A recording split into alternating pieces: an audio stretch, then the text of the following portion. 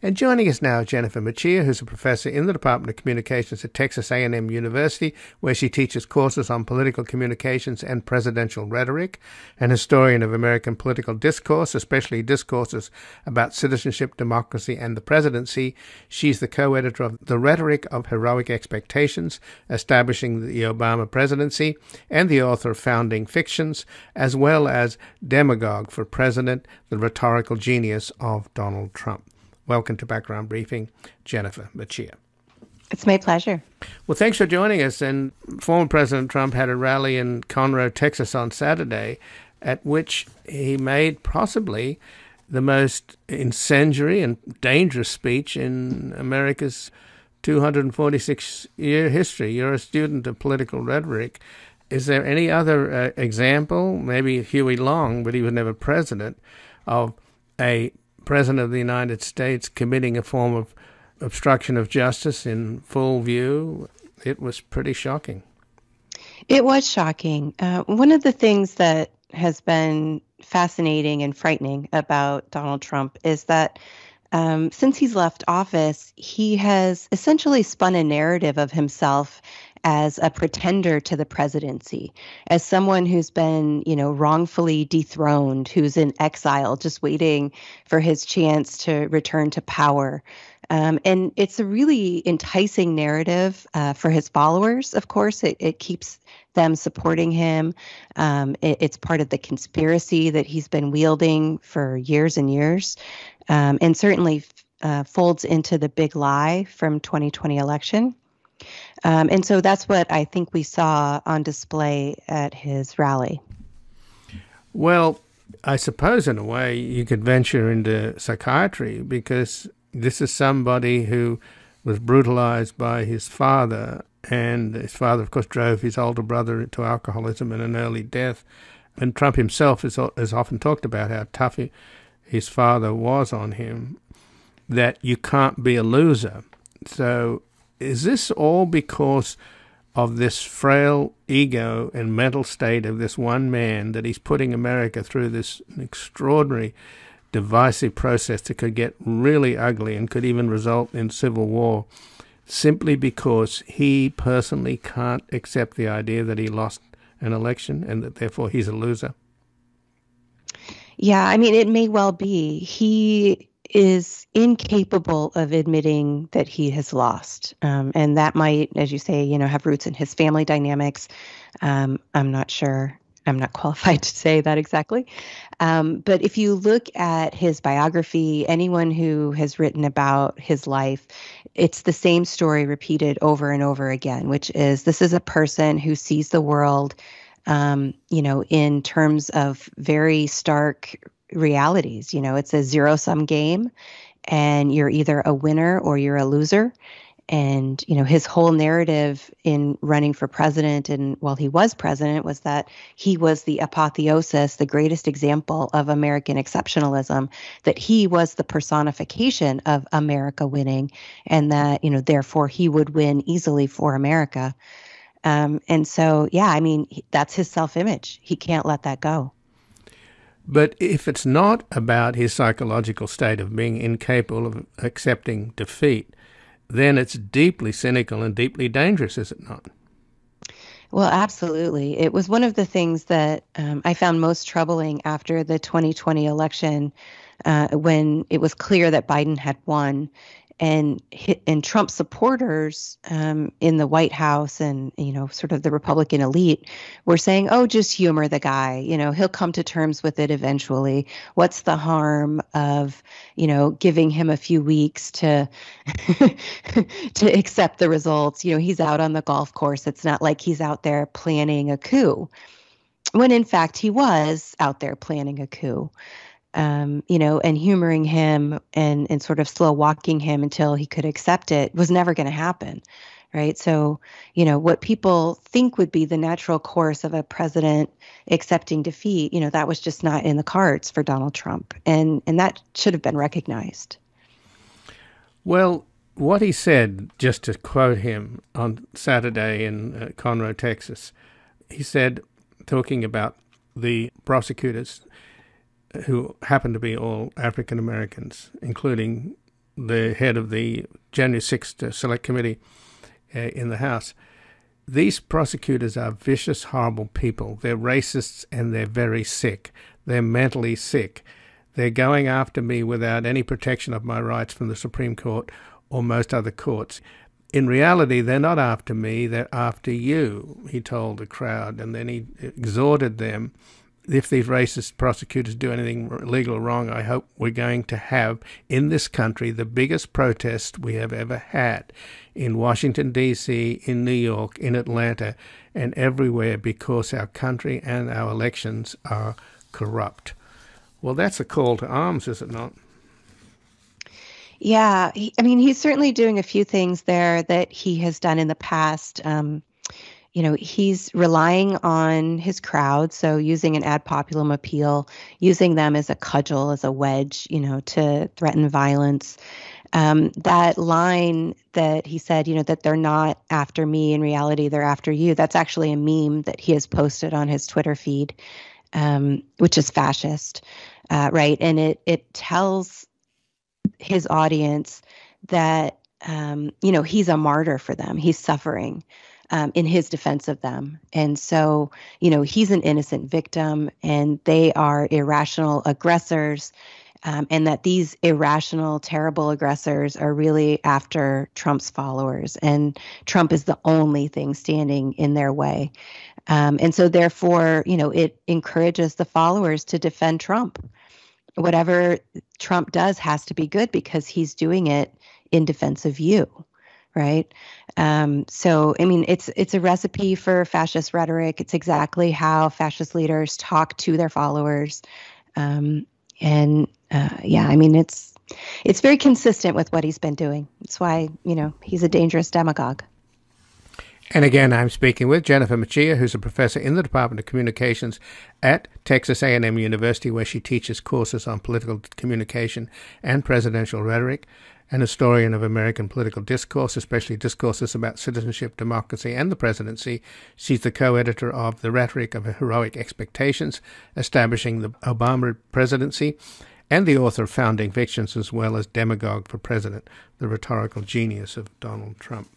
Now, as I mentioned, the targets of Trump's call for his followers to rise up in his defense, there were clearly dog whistles, racially motivated dog whistles, because the Attorney General in New York is an African-American, the Manhattan DA is also an African-American, and the Fulton County prosecutor, she's also an African-American. And she's actually gone so far as to call the FBI to protect her and to protect the Fulton County courthouse and other government buildings in Atlanta. And of course, we all heard on tape Trump calling on the Secretary of State of Georgia to find 11,780 votes. It was just as clear as day. That's irrefutable evidence. The other thing that he did do, though, that is also dangerous, and it even got some of his supporters in Republicans in the Senate to step up and object. He said, if I run and if I win, we will treat those people from January the 6th fairly. We will treat them fairly. And if it requires pardons, we will give them pardons because they are being treated so unfairly.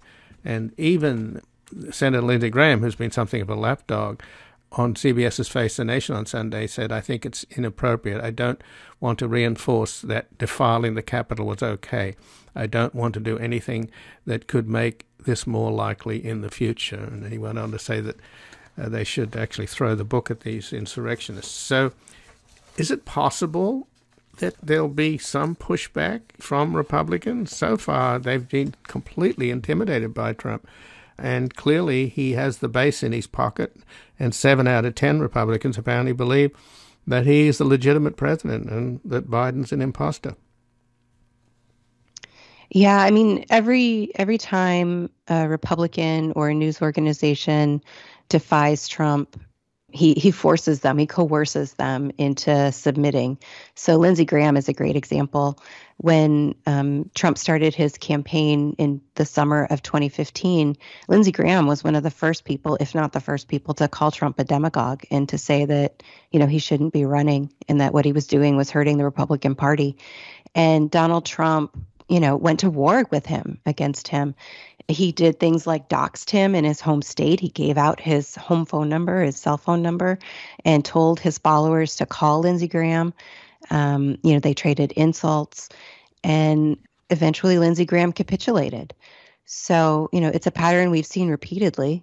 Someone like Lindsey Graham can say at this point, that we shouldn't prejudge and we shouldn't say that this is okay. But if Trump is reelected, then I imagine that whatever Trump wants to do is what will be done. Well, it's so extraordinary, the faces and the rhetoric coming out of the Republican Party now. The Marjorie Taylor Greenes, Matt Gaetzes, Jim Jordans, the QAnon types, along with Marjorie Taylor Greene, Lauren Bobbitt. I mean, at the rally in Texas on Friday, there was a woman in her Trump 2024 hat going on about how the Joe Biden who's currently in the White House now, is a fake, and that the real one was assassinated at Guantanamo in March of 2019. So, I mean, this is obviously stretching the boundaries of credulity, but it seems like so much of the belief system that's come from the fringes is now being mainstream. I mean, Stop the Steal is a complete fiction, and yet it's been swallowed whole. Yeah, absolutely. And that mainstreaming of fringe content and conspiracy theory has been ongoing for 5 or 6 years now. And you're right, it's become absolutely central to the Republican Party identity. It's a real shame. It's really, it's a shame because we can't solve political problems. We can't move forward as a nation. We can't, agree, even what the problems are, because we share such very different views of what reality is.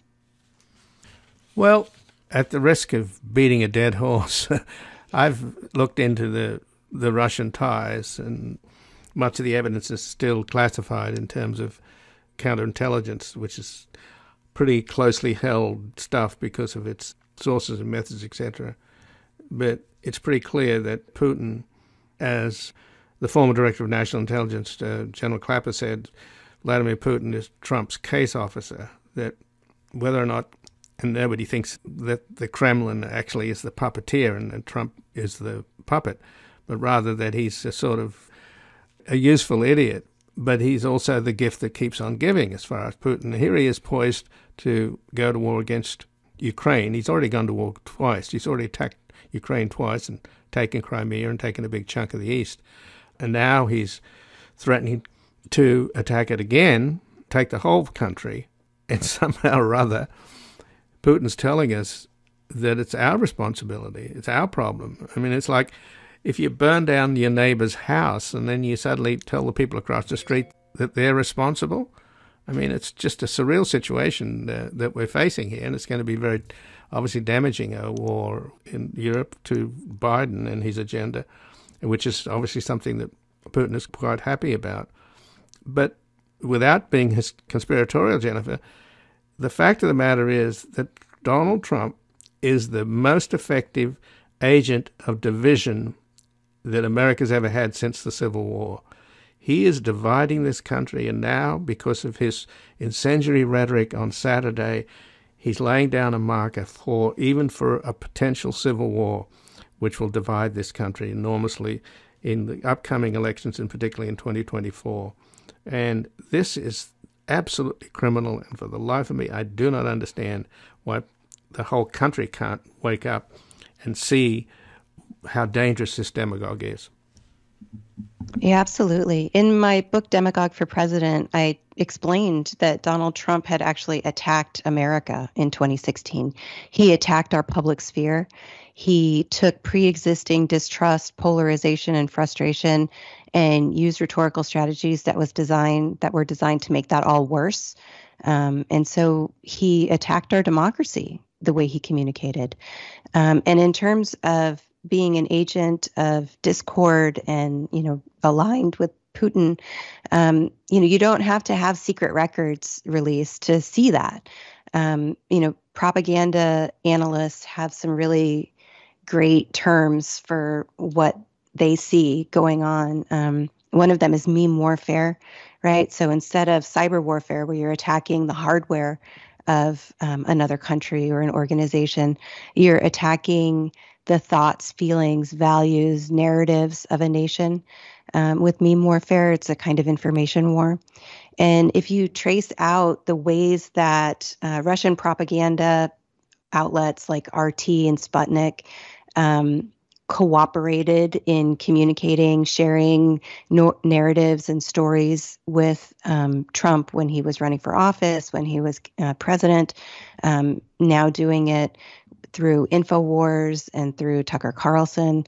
That's a technique called narrative laundering, where you take sort of dirty ideas and narratives and talking points, and you recycle them through a more trusted resource like Fox News.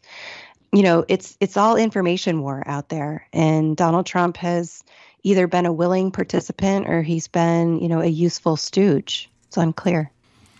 But the damage is being done. Absolutely. So it sort of doesn't matter what what the diagnosis is here. Absolutely. The disease is infecting us, and it's infected, 7 out of 10 Republicans. Yeah. And so I don't know whether we can rely on Lindsey Graham, but are others like him likely to come forward, do you think? I'm sort of desperately hoping. I'd like to see the Democrats get off the dime and really get tough, but that's a perennial problem, it seems. But I'd also like to see the Republicans, the decent Republicans, making a stand. You've only got Liz Cheney and Adam Kinzinger. I mean, Sununu, the governor of New Hampshire, did speak out against him, and so did Senator Collins of Maine. But Collins also would not rule out supporting Trump in 2024. And, of course, I mentioned Lindsey Graham. But we obviously need a lot more. Somebody's got to make a stand. And you pointed out, Jennifer, that it was Lindsey Graham who originally, at the very beginning when Trump was running, said that guy's a demagogue and a danger. So did Mitt Romney, by the way. He made an incredibly well-sourced, sensible speech. He said that the guy's a complete con man, and if you believe anything he says, it's about worth as much as a diploma from Trump University. So that's the amazing thing, isn't it? It's all out there. Trump himself said, I could shoot somebody on Fifth Avenue and get away with it. So what's happening to this country? Don't we recognize criminals from decent folk? I mean, don't we recognize demagogues from traditional politicians? Don't we recognize fascists from Democrats and small d Democrats? Yeah, you would think that we would.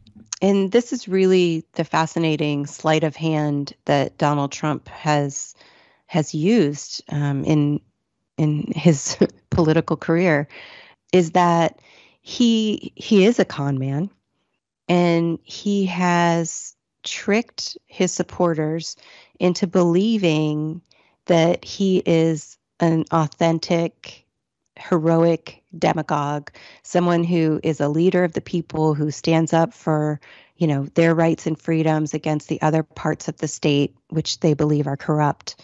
He's been masterful at using polarizing rhetoric, us versus them, good versus bad, the real Americans against the fake Americans. He positions his followers in such a way that they see themselves as the only good part of the nation, and everything else is wrecked or ruined or destroyed or corrupt. And they really believe that they and he are the only solution, that they're the only things that stand between, certain ruin for the nation and, these evil Democrats and these plotters. It's a very enticing narrative because it positions his followers as heroes, right? And himself as a hero. And if you believe that, if you see the world that way, motivated reasoning, confirmation bias, all of those kinds of, sort of cognitive weaknesses that we have are going to be deployed to make that narrative come true. As you hear the facts as they're presented to you through Fox News and OAN and, these other conspiracy sites, it's all very reinforcing, and it makes it hard to see through. Onward, Christian soldiers. I fear that the months and years ahead could get very ugly, and I thank you very much for joining us here today, Jennifer Mercieca. It's my pleasure. I wish I had happier things to talk about. Likewise, but this was a shocker. Anybody who watched that rally in Texas. And again, I've been speaking with Jennifer Machia, who's a professor in the Department of Communications at Texas A&M University, where she teaches courses on political communication and presidential rhetoric, and a historian of American political discourse, especially discourses about citizenship, democracy, and the presidency. She's the co-editor of the Rhetoric of Heroic Expectations, establishing the Obama Presidency, and the author of Founding Fictions, as well as Demagogue for President, the rhetorical genius of